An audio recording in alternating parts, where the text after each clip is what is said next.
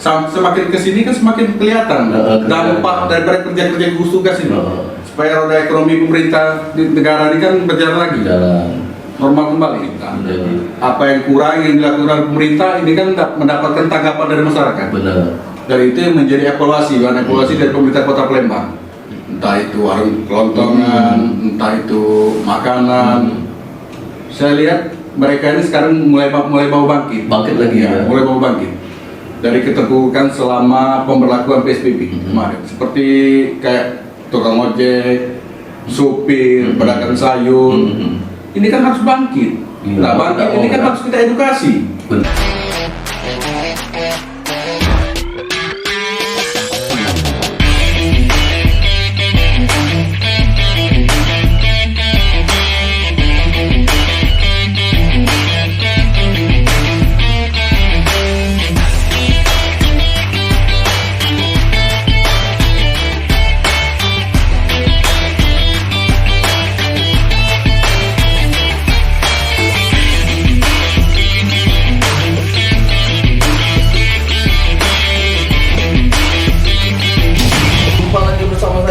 Dengan Cak Dadang. Assalamualaikum warahmatullahi wabarakatuh. Jumpa lagi bersama saya Cak Dadang di channel yang paling keren, channel yang paling disukai, channel DA Dadang Aprianto dalam acara BBC Bincang-Bincang Cemerlang. Baiklah, pada pagi hari ini saya sengaja mendatangkan tamu pada pagi hari ini. Tamu yang benar-benar bisa menyampaikan informasi dan edukasi. Karena apa?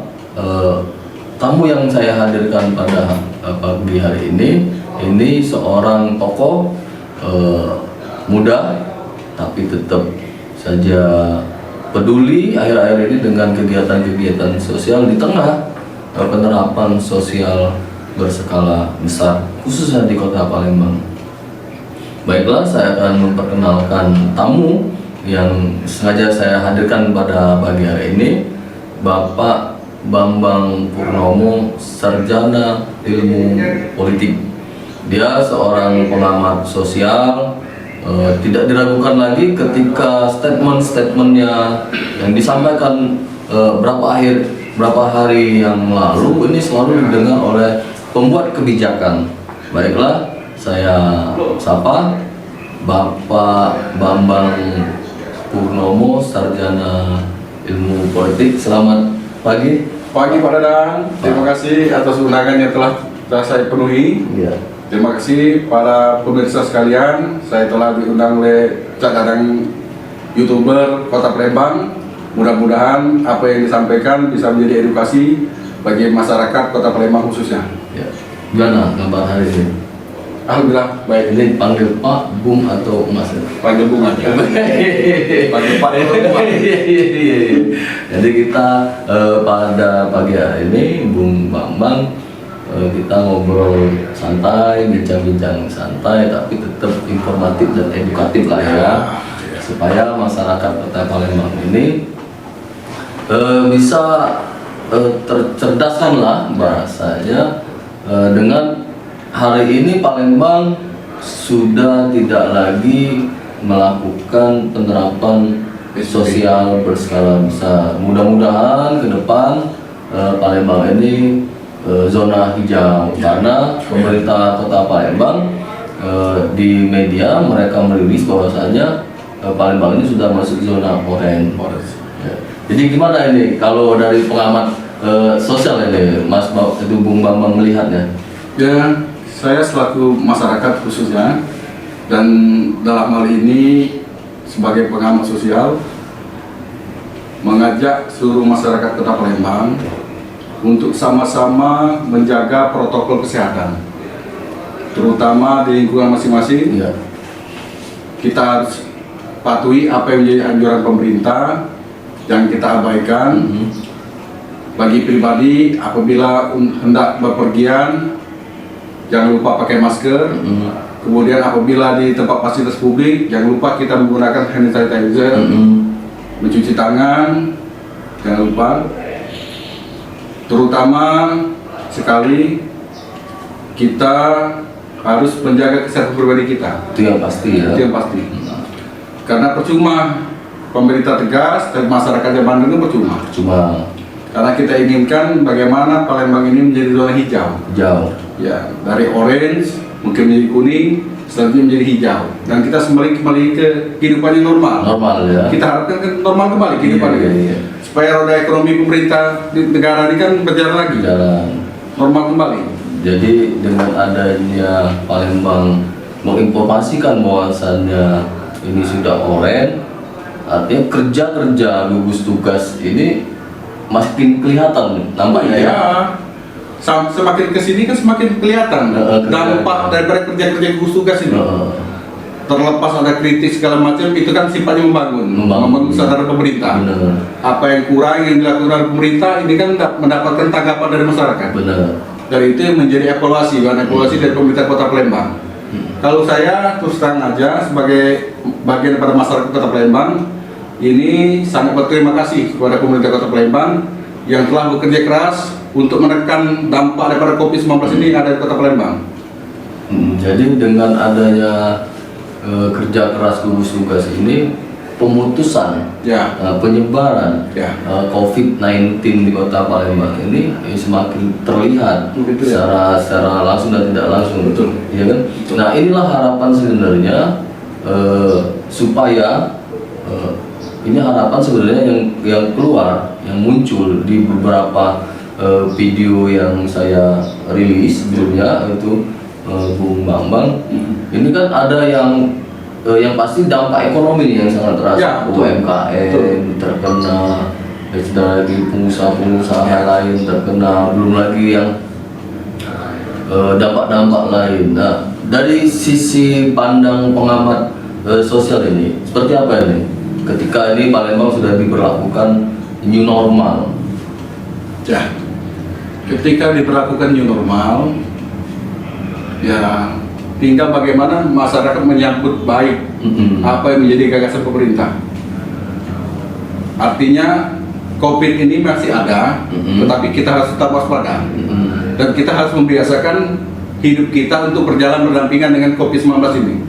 Jangan sampai semuanya terhenti. Iya. Kalau terhenti kan negara juga yang rugi. Iya, ekonomi Tidak berjalan, stagnan. benar. Dari mana negara mau mengungkusi kehidupannya kan? Iya.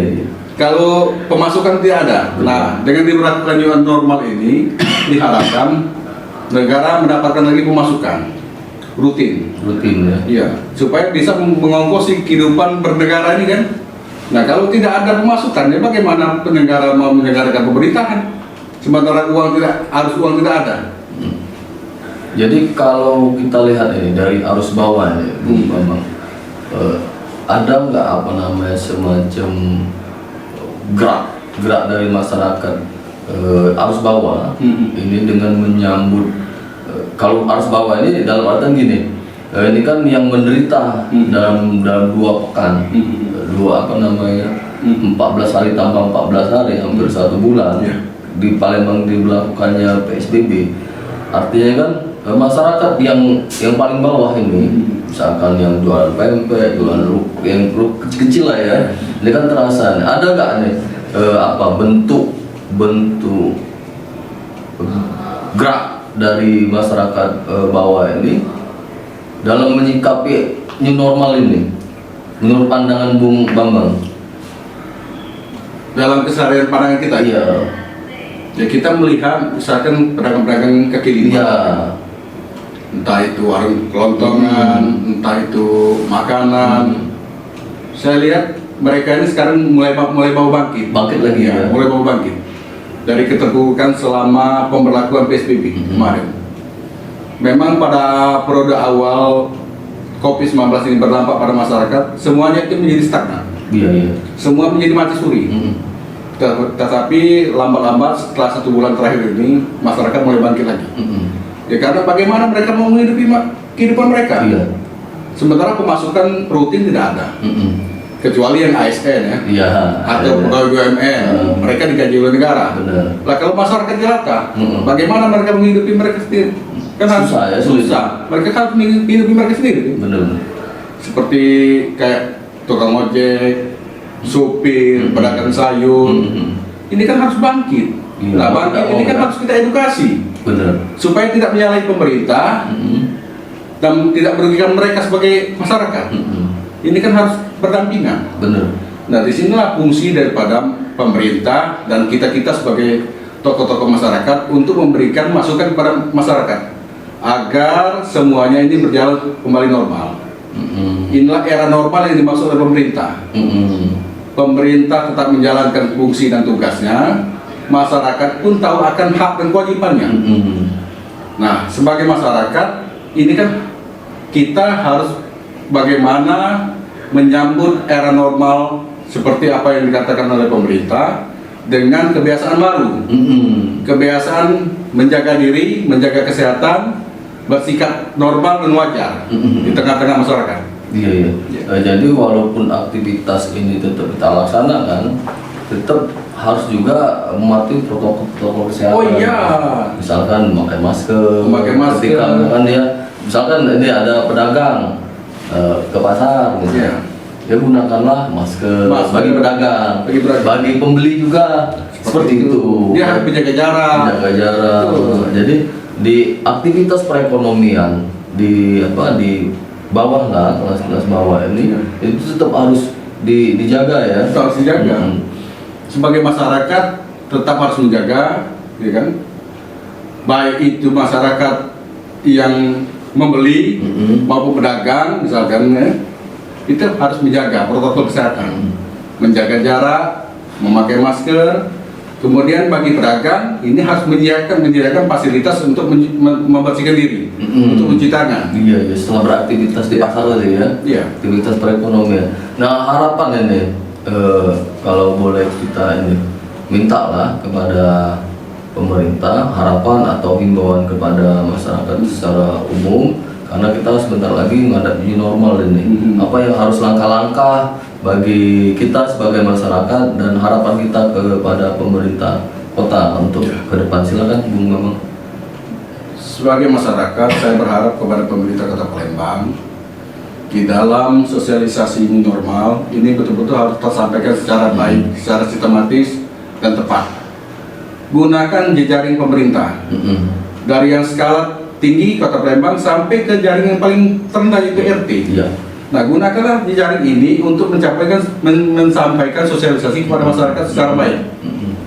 Ya kan? Harapan kita ini supaya merata informasi ini. Dan simpang siur lagi ya. Simpang siur. Kemudian kepada masyarakat jangan termakan berita-berita hoax. Karena di media sosial ini kan sangat banyak beredar berita hoax soal COVID-19 ini. Baik dalam hal kematian, baik dalam hal obat, semuanya harus disaring dulu. Iya. Jangan langsung dimakan, apalagi langsung disebarkan. Iya. Ini Ada kan dampak ada hukumnya dampak ya? hukum, baik secara pribadi dan dampak sosial yang sangat besar apabila ini kita kerjakan terus. Iya. Nah, bagi pelaku hoax, ya kita harapkan sebagai Sahabat Dadang, kali ini channel Dadang Aprianto akan membagikan gift untuk 20 orang pemenang. Syarat dan ketentuan boleh lihat deskripsi di bawah ini. Berhentilah ya. berhentilah yang urusan hoax ini, karena ini merugikan banyak pihak, Iya. merugikan masyarakat, merugikan negara. Benar. Karena kehidupan kita ini mau normal. Iya. Jangan bermain di air keruh, Benar. Bahaya ya. bahaya. Jadi dampak ketika kita coba untuk menyebarkan berita hoax dengan berita berantai di WA, Ya. di media-media yang lain, ya kalau bisa hentikanlah segera ya. Hentikanlah segera. Karena pihak aparat juga ini ada biasanya di Polsek itu punya tim cyber. Nah, Ya kan mereka selalu patroli di media sosial. harapan kita kan mereka pelaku ini supaya sadar, Ada. karena tidak ada gunanya. Justru ini memperkeruh situasi, ya kan? Nah, masyarakat juga jangan langsung diterima mentah. Benar. Jadi masyarakat sekarang ini saya harapkan dengan kemajuan teknologi ini semakin cerdas menyikapi persoalan-persoalan ini. Iya, benar-benar. Mungkin ini saja bincang-bincang kita pada pagi Ya. hari ini. Bu Mamang, terima kasih atas ketersediaan waktunya untuk hadir di channel DA Dadang Aprianto dalam acara BBC.